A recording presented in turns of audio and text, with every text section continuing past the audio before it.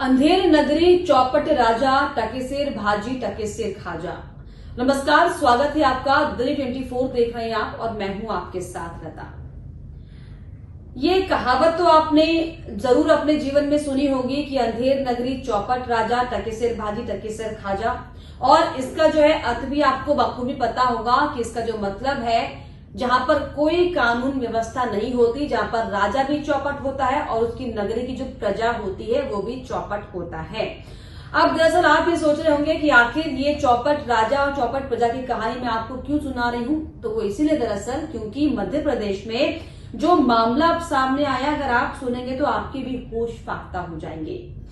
आप सोचिए कि कैसे एक व्यक्ति जो एक बार में मर चुका है, उस पर 30 बार जो है उसके डेथ सर्टिफिकेट में 30 बार संशोधन कर करोड़ों का जो है वो घोटाला मध्य प्रदेश में किया गया। और सबसे खास बात ये कि ये जो घोटाला है कमलनाथ की सरकार से चलता हुआ आ रहा था, जो अभी मोहन यादव की सरकार में भी चल रहा था।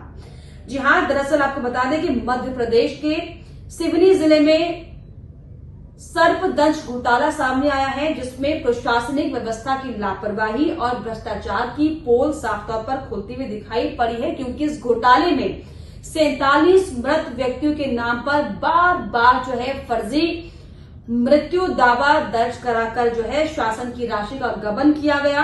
कैसे जो है महंगाई का आलम आप देख रहे हैं, बेरोजगारी का आलम आप देख रहे हैं, लेकिन देखिए किस तरीके से अधिकारियों की ही लूट खसोट जो है तमाम विभागों में चल रही है, जिसका जो खामियाजा है वो आम जनता भुगतती है। इस गबन की कुल राशि 11 करोड़ 26 लाख रुपए बताई जा रही है। और एमपी सरकार ने आपको दरअसल बताएं कि गबन हुआ कैसे, क्योंकि एमपी सरकार ने, मध्य प्रदेश की सरकार में ये कानून है, ये प्रावधान है कि सांप के काटने से अगर मृत्यु किसी व्यक्ति की होती है तो 4 लाख रुपए का मुआवजा सरकार की तरफ से उसके परिजनों को दिया जाता है। अब आप सोचिए कि एक ही व्यक्ति के मृत के डेथ सर्टिफिकेट को 30 बार जो है संशोधित किया गया, यानी कि 4 लाख इंटू अगर आप 30 कर लें एक व्यक्ति पर, तो इसका हिसाब आप खुद देख लेंगे। दरअसल रमेश नाम के शख्स को 30 बार अलग अलग दस्तावेजों में मृत पाया गया, वो भी हर बार सांप के काटने से। ऐसा कर भ्रष्ट अधिकारियों ने 1 करोड़ 20 लाख रुपए का गबन किया। इतना ही नहीं, रामकुमार को भी 19 बार, यानी कि तो एक शख्स की कहानी है जिसका नाम जो है रमेश, जिसको जो है 30 बार सांप के काटने से मारा गया। इसके अलावा रामकुमार नाम का एक शख्स जिसे 19 बार मरा दिखाकर 38 फर्जी रिकॉर्ड के जरिए लगभग 81 लाख रुपए का गबन किया गया। देखिए कैसे ये बंदर बाट जो है अधिकारियों की तमाम शासन और प्रशासन के बीच में दिखाई पड़ रही है, और ये दरअसल उसी का बड़ा कारण है कि इतनी बड़ी गबन की जो ये खबर है मध्य प्रदेश से सामने आई है। एक ही रिकॉर्ड बार बार संशोधित कर बिल तैयार होता था और उस बिल को सरकार के पास भेजकर जो है मुआवजे के नाम पर राशि दी जाती थी, जो कि आपस में जो है बंटवारा हो जाता था। इन नामों पर मृत्यु दावा और फसल क्षतिपूर्ति के आधार पर एक ही रिकॉर्ड को बार बार संशोधित कर नए बिल तैयार किए गए और शासन की राशि को कई खातों में ट्रांसफर किया गया, ताकि शक न हो किसी अधिकारी पर। आप सोचिए कि दूसरे व्यक्ति के खाते में इसको ट्रांसफर किया गया, किसी अनजान या फिर जो उस प्रोफेशन से जुड़ा ना हो उसमें जो है उसकी राशि को डाला गया और बाद में आपस में बांट दिया गया। और ये घोटाला 2019 से शुरू हुआ और 2022 तक जारी रहा। यानी कमलनाथ सरकार में शुरू हुआ भ्रष्टाचार का सिलसिला शिवराज सरकार तक चला और अब जो है इसका खुलासा हुआ है मोहन यादव की सरकार में।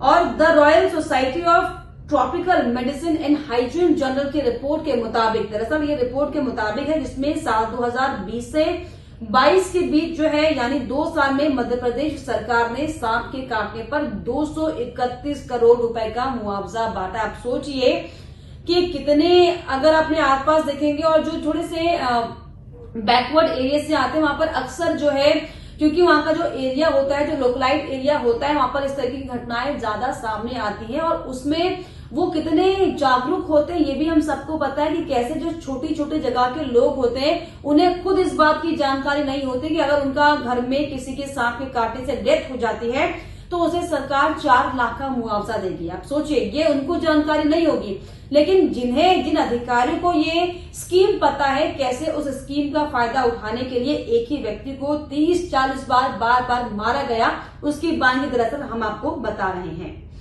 और इन 2 वर्षों में 5000 से ज्यादा लोगों की मौत हुई थी सांप के काटने से। और ये पूरा स्कैम काम कैसे कर रहा था?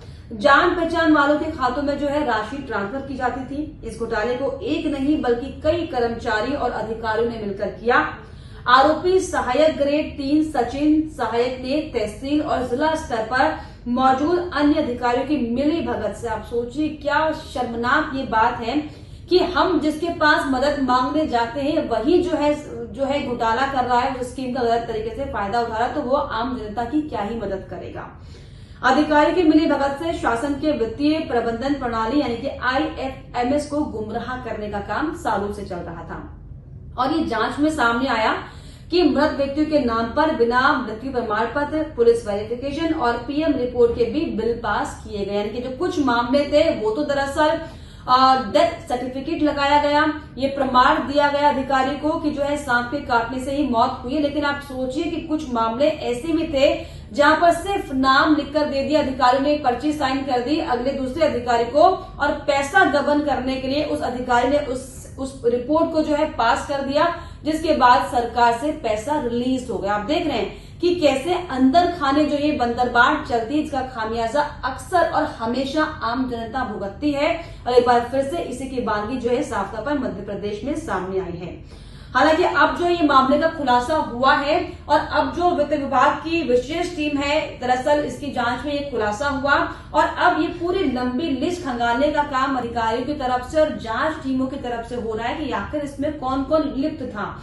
क्योंकि 2019 से आप सोचिए ये खेल चल रहा है और 5-6 साल का समय अब हो चुका है। कितने अधिकारी रिटायर्ड हो चुके होंगे, कितने अधिकारी जो है उस मामलों से पीछे हट चुके होंगे, ये कैसे पता चलेगा।